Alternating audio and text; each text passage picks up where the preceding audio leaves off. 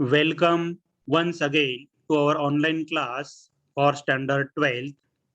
I am Tushar Chauhan from Rashtriya Junior College, Chalisgaon, District Jalgaon.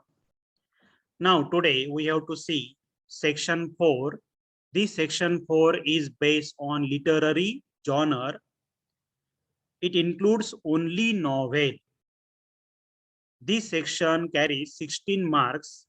There are 4 questions and the marks are 16. Question number 5, A, is based on history of English novel. There are 2 activities. Each activity has 2 marks. In this way, history of English novel is for 4 marks. Now, see the different type of activities. There may be activities like MCQ, that is multiple choice questions, match the columns, chronological order, fill in the blanks, true or false, then activities based on elements of novel, any other novel activity. Now these activities will not be same for each sub question. There are different types of activities in each sub question. Means if MCQ is given for 2 marks, in the second type of activity there will be no activity based on MCQ. There may be activity on match the column or chronological order or any other type of activity. Means in activity number 1 and activity number 2, you will get 2 different type of activities. All these activities are based on your textbook content 4.1, that is history of English novel. Now, what we have to learn from this section, first one is definition of novel. Second is origin of novel. Third is development of novel. Then major novelists and their work, elements of novel, types of novel, Indian novelist, and we have to learn this topic content through this lecture. Now, see the textbook 4.1 history of English novel.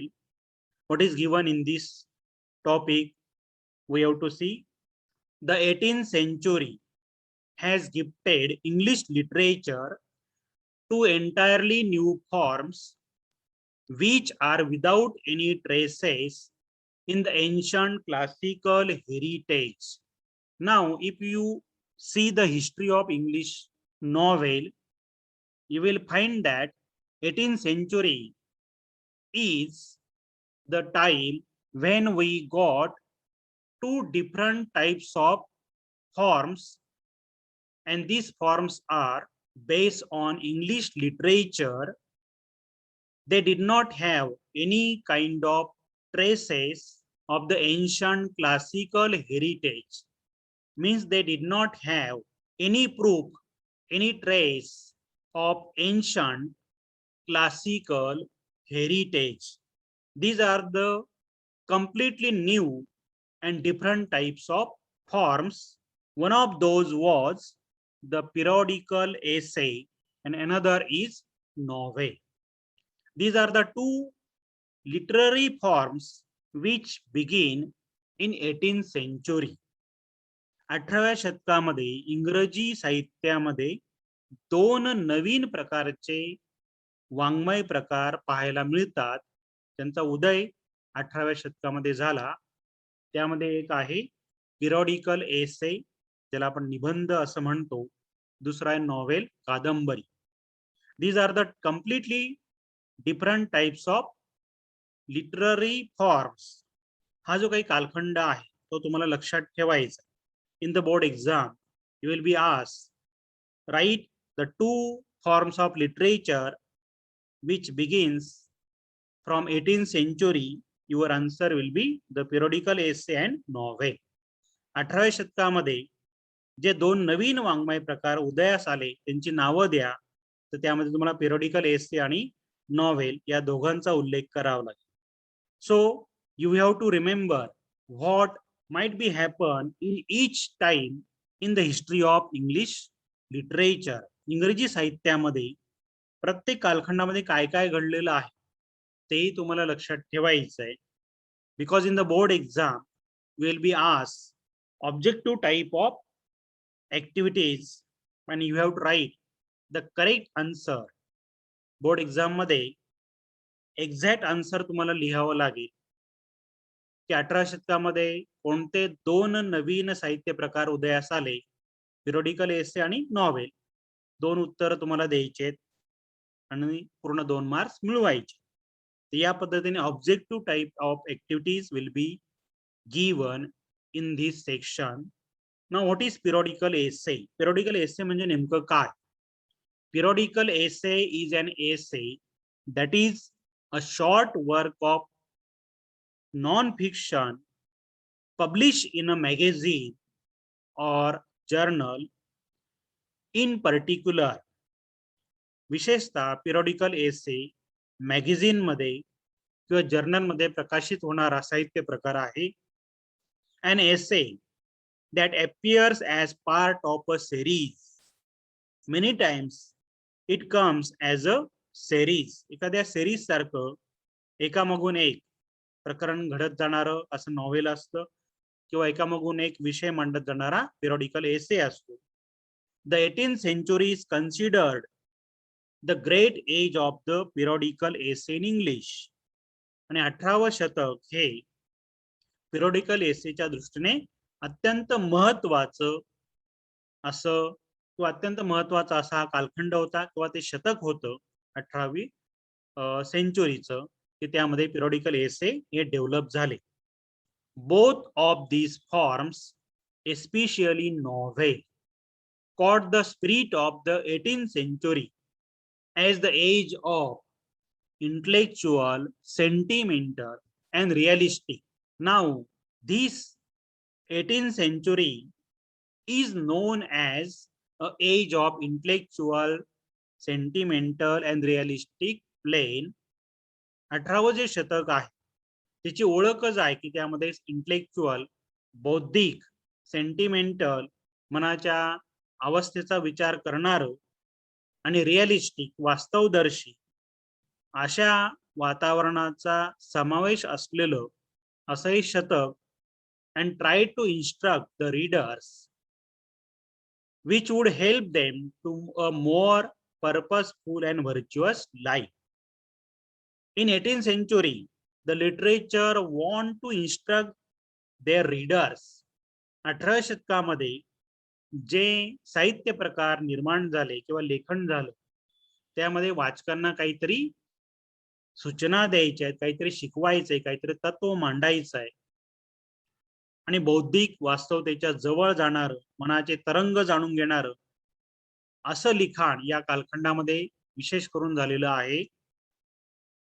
आणि म्हणून परीक्षेच्या वेळेस तुम्हाला विचारलं जाऊ शकेल की 18वे शतक हे नेमकं कसं होतं, त्याचे वैशिष्ट्य सांगा किंवा त्या वैशिष्ट्यांची यादी करा. At that time you have to make a list that 18th century is the age of intellectual, sentimental and realistic plane. It also instruct the readers. 4 मुद्दे या ठिकाणी तुम्हाला देता येतील. ते चारही मुद्दे मी या ठिकाणी वेगळ्या अक्षरामध्ये, वेगळ्या रंगामध्ये दाखवलेले आहेत. So you have to remember the speciality of 18th century. See, 18th century age of intellectual, sentimental, realistic and instruct the readers. Since the time of its origin, novel has been gaining popularity and growing gradually. From the beginning, the novel gets popularity. नॉव्हेलची जी सुरुवात झाली 18 शतकामध्ये, सुरुवातीपासूनच novel किंवा कादंबरीने लोकप्रियतेचे शिखर गाठायला सुरुवात केली. हळूहळू का होईना पण वाचकांची उडी या कादंबरी या प्रकाराकडे जास्त व्हायला लागली. Today It is recognized as the most dominant literary genre. आणि आजही कादंबरी हा प्रकार सर्वाधिक लोकप्रिय असा साहित्य प्रकार म्हणून ओळखला जातो. A novel is a relatively long narrative fiction which describes intimate human experiences normally in a prose form. This can be called the definition of novel. Novel म्हणजे काय, कादंबरी म्हणजे काय?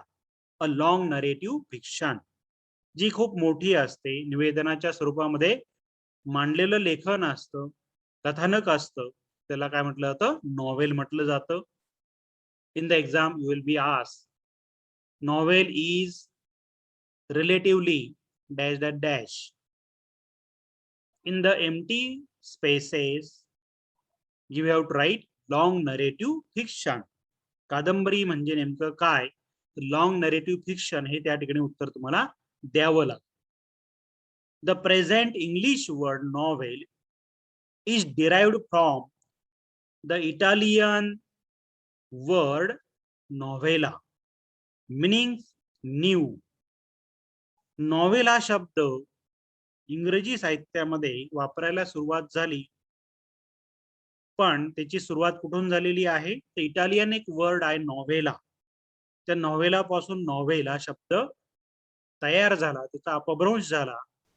या नॉवेलाचा अर्थ होतो न्यू. न्यू म्हणजे नवीन, आणि कादंबरी खरोखरच नवीन प्रकार होता, आणि म्हणून इटालियन नॉवेला या शब्दापासून इंग्लिश वर्ड नॉवेल तयार झालेला आहे. Here also you will be asked to write the answer of the activity. या ठिकाणी सुद्धा तुम्हाला एक ऍक्टिव्हिटी विचारली जाऊ शकते की नॉवेल हा जो शब्द आहे हा नेमका कोणत्या शब्दापासून तयार झालेला आहे? तर तुम्हाला उत्तर देता आला पाहिजे इटालियन नॉवेला. किंवा नॉवेलाचा अर्थ काय होतो? तर न्यू होतो, हे तुम्हाला सांगता आलं पाहिजे.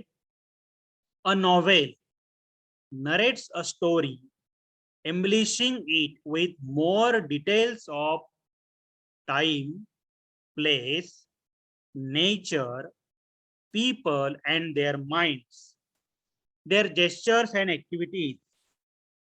नॉवेल कादंबरी नेमकं काय वर्णन करून सांगते, त्याची पण एक यादी या ठिकाणी तुम्हाला लिहावी लागू शकते. काय काय नरेट केलं असतं नॉवेलमध्ये, कादंबरीमध्ये? टाइम, वेळ दिलेली असते. प्लेस, ठिकाण, ठिकाणाचं वर्णन असतं. नेचर, कोणत्या प्रकारचं वातावरण आहे, माणसं आहेत. पीपल, देअर माइंड्स, त्यांच्या मनाची अवस्था. देअर जेस्चर, त्यांचे हावभाव, त्यांची कृती, ऍक्टिव्हिटीज, या सर्वांचं मिळून एक कथानक तयार करून कादंबरी तयार होत. It creates the picture of the society of that time. Now, if you read any novel, you will get the picture of the society of that specific time. समजा शिवाजी महाराजांवर कादंबरी असेल तर त्या कादंबरीमध्ये आपल्याला ऐतिहासिक वातावरण पाहायला मिळेल, त्यावेळेचे रीतिरिवाज पाहायला मिळतील, त्यावेळेचं लोकांचं वागणं, त्यांची बोलीभाषा. All these things can be learned from that novel. So novel presents the picture of the society of that time. त्या कालखंडाच्या समाजाचंही वर्णन कादंबरीमधून आपल्याला पाहायला मिळतं, आणि ते वर्णन आपल्याला जाणून घेता येतं कादंबरी वाचल्यानंतर. Novel makes life easier to understand than in drama and poetry. If you read a drama, if you read a poetry, you will not easily understand the life. In comparison to novel, drama and poetry can't present the clear and complete picture of the life. कादंबरीची जर तुलना आपण नाटकाशी आणि कवितेशी केली तर नाटक वाचल्यानंतर किंवा कविता वाचल्यानंतर जीवनाबद्दल आपल्याला जे समजेल ते अधिक सहज रीतीने, सोप्या रीतीने कादंबरीतून समजतं. आणि म्हणून ड्रामा आणि पोएट्री पेक्षाही कादंबरीला जास्त लोकप्रियता त्यामुळेच लाभली की कादंबरी समजून घ्यायला सोपी होती. नाटकांपेक्षा, कवितेपेक्षा सर्वसामान्य लोकांना जीवन अधिक सोप्या पद्धतीने समजून देण्याचं काम कादंबरी करत असे. समाजाचं चित्रण त्यामध्ये होतं आणि त्या कालखंडाचं वर्णन उत्तम रीतीने कादंबरीमध्ये केलं जात होतं, म्हणून कादंबरीला अधिक लोकप्रियता लाभली. ड्रामा आणि पोएट्री पेक्षाही कादंबरी जास्त लोकप्रिय झाली. In modern era novel has adopted literary prose. आणि आधुनिक युगामध्ये सुद्धाही कादंबरीच हा प्रामुख्याने वाचकांचा लोकप्रिय असा वाङ्मय प्रकार बनलेला आहे. The novel as a literary genre has a history of about 2000 years. 2000 वर्ष इतिहास असलेला हा साहित्य प्रकार आहे. Among the early precursors of novel, a collection of tales known as Greek romances dating from the 2nd to 6th century may top the list. Now, if you see the beginning of novel, you will find Greek romances has a collection of tales, and these tales are called the beginning of novel. 2nd to 6th century, दुसऱ्या ते 6व्या शतकापर्यंत जेही वाङ्मय प्रकार आपल्याला पाहायला मिळतात, वाचायला मिळतात, त्यामध्ये कादंबरीची सुरुवात आपल्याला दाखवता येते. त्यामध्ये ग्रीक लोकांच्या अद्भुत ज्या कथा आहेत त्या कथा कादंबरीच्या जवळ जाणाऱ्या होत्या. What is mean by precursors? Things that comes before another of the same kind. Precursors म्हणजेच काय की या कादंबरी सारखेच त्याच्याशी मिळते जुळते असं जे काही वाङ्मय प्रकार आहेत ते म्हणजे Greek रोमान्सेस. These imaginative and delightful stories of ideal love and marvelous adventures profoundly affected the creative writing for the next 1000 years. If you read the Greek romances, they are imaginative and delightful. They are the stories of ideal love and marvelous adventures. या ज्या काही सुरुवातीच्या कथा होत्या त्या काल्पनिक, आनंद देणाऱ्या, आदर्श प्रेम आणि अद्भुत असं साहस दाखवणाऱ्या कथा होत्या. या कथांचा मोठा परिणाम कादंबरीवर सुद्धा झाला आणि कादंबरीमध्ये सुद्धा हे घटक आपल्याला दिसून येतात. आणि म्हणून ग्रीक रोमान्सेस जे आहेत त्यांना कादंबरी सारखीच रचना असलेला वाङ्मय प्रकार म्हटलं गेलेलं आहे. ग्रीक रोमान्सेस त्यामध्ये कादंबरी सारखंच वातावरण आपल्याला पाहायला मिळतं आणि म्हणूनच दुसऱ्या ते 6व्या शतकापर्यंत कादंबरीची पाळंमुळं आपल्याला शोधता येतात. त्याचा अभ्यास त्या ठिकाणी आपल्याला करता येतो. Now see the activity based on the topic which we have seen today, learned today. The 18th century has gifted English literature entirely two new forms. There are two blank spaces. Can anyone tell me the answer? The periodical essay, novel. Yes, the periodical essay and novel. These are the two new forms which begin in 18th century. Novel and periodical essay. Second, a novel is a relatively. Can anyone tell me the definition of novel? Long narrative fiction. Yes, long narrative fiction. A novel is a relatively long narrative fiction.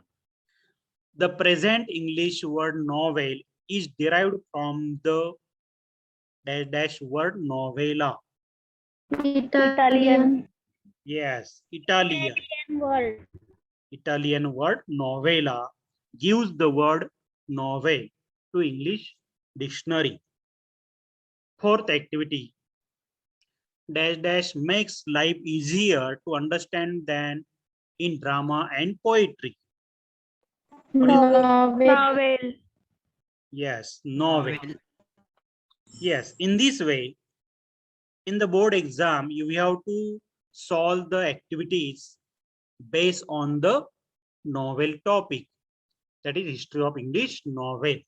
या पद्धतीने history of English नॉवेलवर objective पद्धतीच्या activities solve तुम्हाला करायच्या आहेत, त्यांची उत्तरं द्यायची आहेत. जसे या ठिकाणी मी घेतले फिल इन द ब्लँक्स आणि आन्सर तुम्ही सगळे व्यवस्थित दिलेले आहे. तर अशा ऍक्टिव्हिटीज बोर्ड एक्झामला सुद्धा तुम्हाला सॉल्व करायच्या आहेत. फक्त अडचण अशी आहे की there will be no passage in the board exam, board activity sheet. You will not be given any kind of passage. कोणताही पॅसेज दिलेला राहणार नाही. You have to remember each and everything. हे जे काही आन्सर तुम्ही दिलेले आहेत हे तुम्हाला रिमेंबर लक्षात ठेवायचे. तो टॉपिक वाचून ठेवल्यानंतर त्यातले जे काही असे की वर्ड्स आहेत, की पॉइंट्स आहेत, ते लक्षात ठेवून तुम्हाला आन्सर लिहायचं आहे. परीक्षेला फक्त ऍक्टिव्हिटी दिली जाईल. Fill in the blanks, blank spaces दिलेले आहेत आणि रिकाम्या जागा तुम्हाला भरायच्या आहेत. उत्तर लिहिताना मात्र दिलेलं सेंटेन्स सुद्धा लिहायचं आहे. त्यामध्ये ब्लँक स्पेस जी आहे ती भरायची आहे, त्याच्याकडे अंडरलाईन करायची आहे आणि ते पूर्ण वाक्य लिहून दाखवायचं आहे.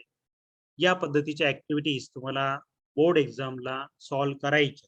दो novel in the modern era usually makes use of a literary prose, the earlier threads of the genre can be found in.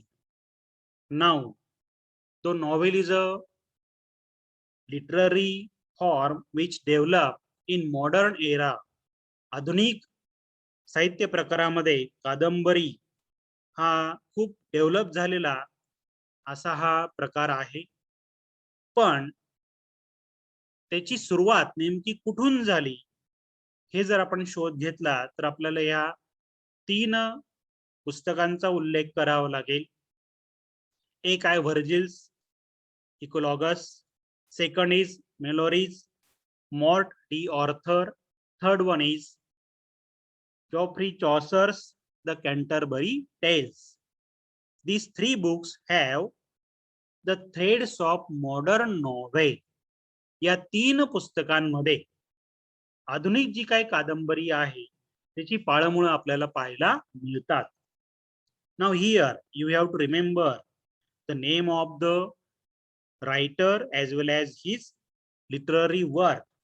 या ठिकाणी हे जे नावं दिलेले आहेत, लेखकांची नावं आणि त्यांनी लिहिलेली जी काही कादंबरी आहे त्यांची नावं तुम्हाला पाठ करून ठेवायची आहे. In the exam, you will be asked, match the novelist and their novels. Board exam मध्ये कादंबरीकार आणि त्याची कादंबरी यांच्या जोड्या लावण्यासाठी तुम्हाला विचारलं जाईल.